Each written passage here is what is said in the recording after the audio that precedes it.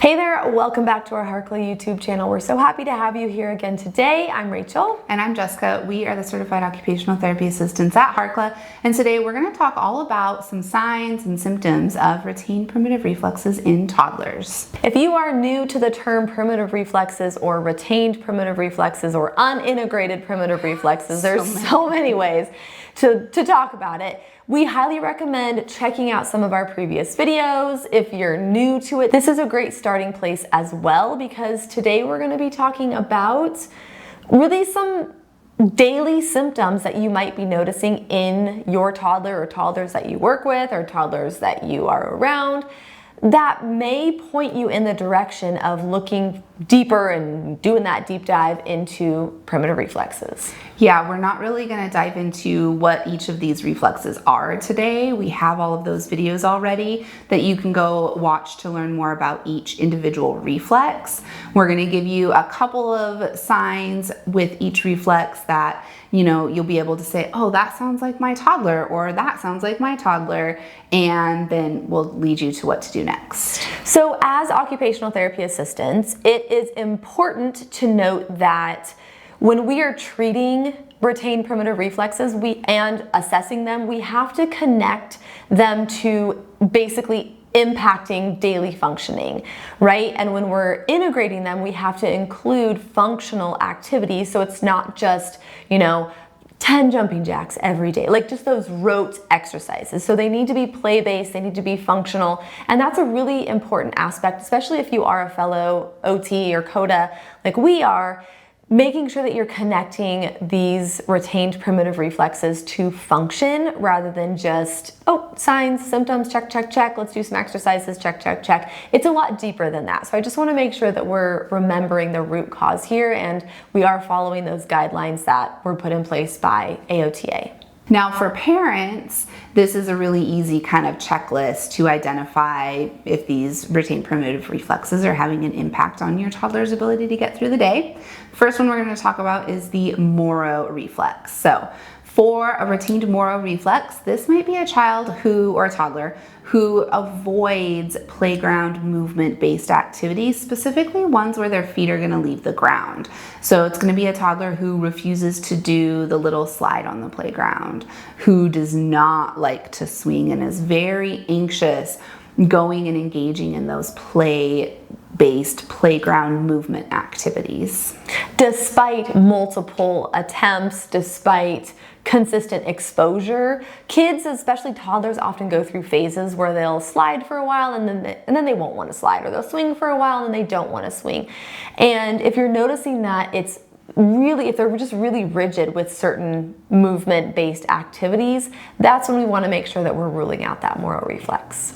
Another sign of a retained Moro reflex in a toddler is going to be avoidance or high anxiety or a big negative reaction to them tilting their head back in the bathtub when you're trying to wash their hair. This can often be a sign of that Moro reflex being stuck and preventing them from being able to tolerate that head position change. Going along with that, my kiddos are in swim lessons right now, and I am seeing all of these kids at swim lessons who are being required to lay on their backs and do their back floats. And I'm like, there's no way these kids are going to be able to float on their back and get into that position comfortably if they have a retained Moro reflex. It's a really uncomfortable position to be on your back when you are holding on to that reflex. You just want to be in that curled up fetal position and just be safe, right? So when we ask them to be in those extended positions, it can cause a lot of fear and anxiety, release some of those stress chemicals, those stress hormones. So it's just something to keep in mind. The next one is the tonic labyrinthine reflex, and we call this the TLR for short, because it's a mouthful.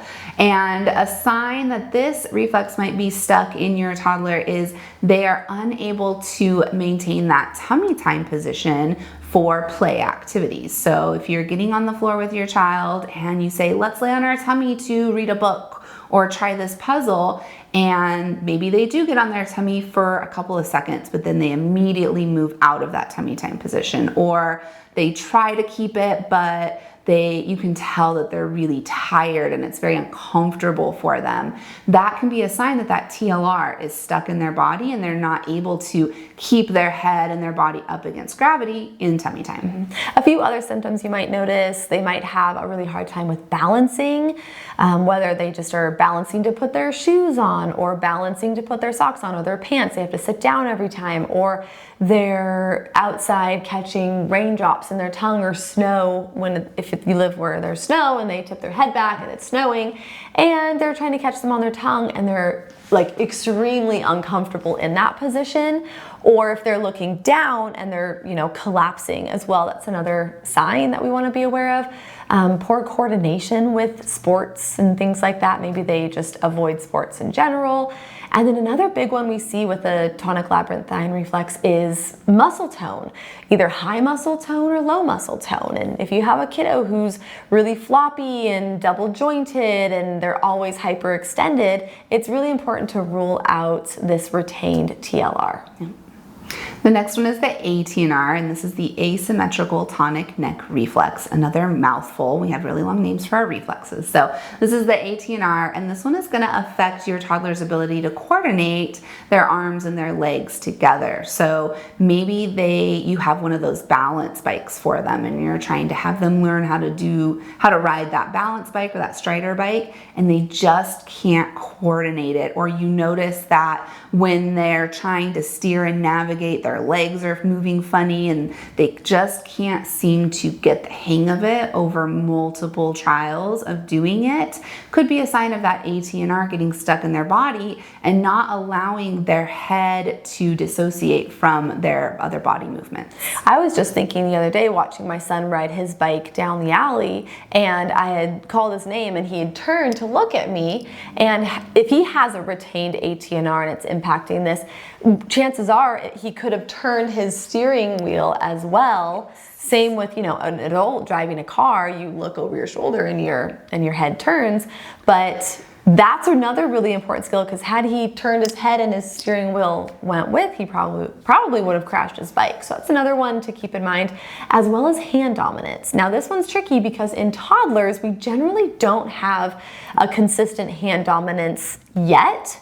But if you're noticing they are avoiding one side completely, or they are switching hands in the middle, like let's say maybe they're doing a coloring activity and maybe they're starting with their right hand and they reach across their body and they color, or maybe they start on one side and they pass it to the other hand to do on the other. Just noticing some of those little oddities, if you will, could be potential signs of a retained ATNR.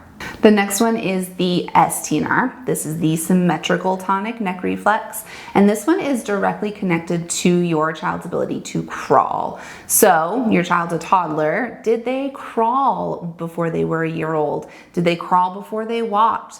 Or did they completely skip crawling? Did they bum scoot?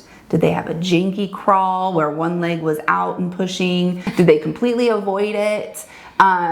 If your child struggled with crawling, if now as a toddler, if they refuse to get on the floor and crawl, that can be a sign that that STNR is really stuck and is not integrated. And same with activities like sports or riding a bike or learning those different skills and coordinating upper body and lower body movements. Things to look for. The next reflex is the spinal galant reflex. Sometimes we say SG, depending on what's easier. But this one we see a connection between bowel and bladder control, specifically when a child or a toddler is learning to potty train. I just had a conversation with someone who mentioned that their child was really struggling to learn to go to the bathroom in the toilet. They had the primitive reflexes tested, and once he had integrated his spinal galant, he was able to learn how to go to the bathroom on the toilet. And it was just a really interesting connection. But as the children get older and we're noticing they are having a hard time controlling their urine at bedtime, especially overnight, that's another potential sign of a retained spinal galant. Yeah. Additionally, because the spinal galant is triggered by stimulation to the back, your toddler might be extra sensitive to clothing items that touch their back. So maybe certain types of pants or shorts that rub along the lower part of their back, or they have extreme sensitivity to tags on shirts, those can be some other signs of a retained spinal galant. The next one is the palmar grasp reflex, and this one you may notice your toddler is extremely hesitant or resistant to different textures on their hands. A common one we'll see is when a kiddo's in preschool or daycare and they're doing finger painting activities, or you're painting their hands and they're going to do the cute little handprints, and the child is freaking out because that texture on their hands is extremely uncomfortable, and it's almost like it's kickstarting that reflex into action, which can be really uncomfortable. Yeah.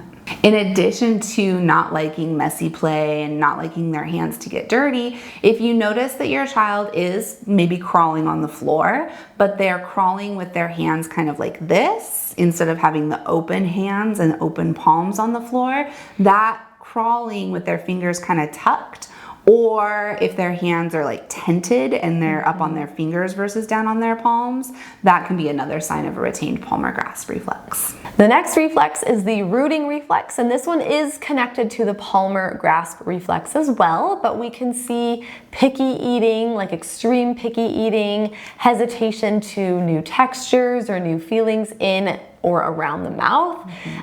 We can see potentially overflow, but again, it's difficult at this age because it's generally pretty common for a toddler to learn to cut with scissors and their mouth is imitating that open and shut movement, or their opposite hand is imitating that as well. So while that can be a sign of potentially down the road that reflex is retained, it's not something we're super concerned about at this age. It's more of like, let's bring it to their attention, let's give them some chewing gum or something to hold in their opposite hand to kind of balance out their system and keep it organized.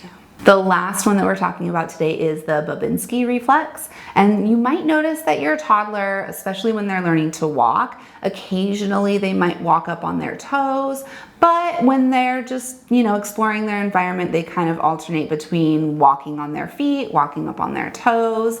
If you're noticing that your toddler is walking on their toes all of the time, and that's the only way they will walk, that could be a sign of a retained Babinski reflex, because the stimulation to the bottom of their foot is causing that reflex to activate. They don't like it, so they'll go up on their toes to avoid stimulating that reflex. And additionally, they might also be really sensitive to sock seams or the shoes on their feet. They might refuse shoes. They might only want to wear shoes, but they might be particular about different feelings on their feet. So it's just something to keep in mind and rule out. But again, we're not saying if you notice any of these, it's for sure primitive reflexes. It's just something to look at the whole picture.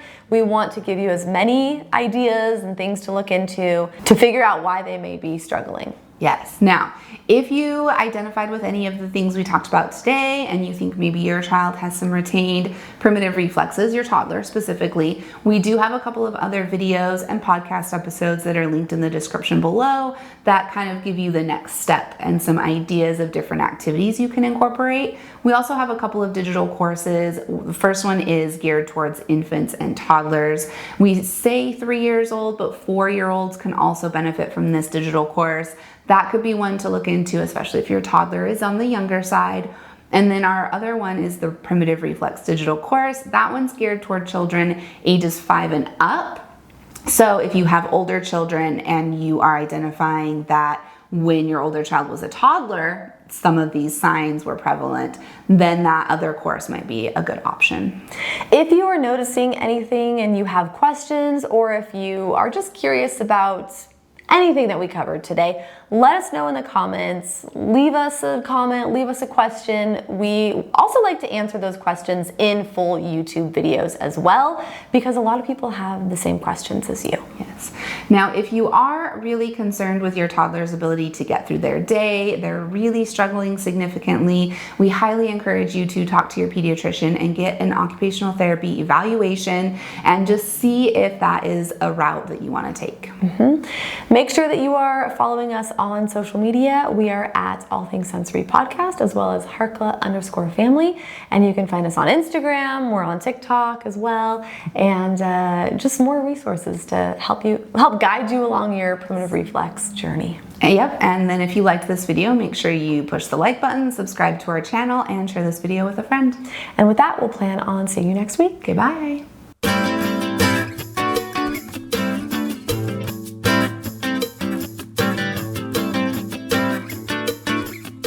don't know why I can't remember to look down. I don't know. Okay. The last one here, okay, try again.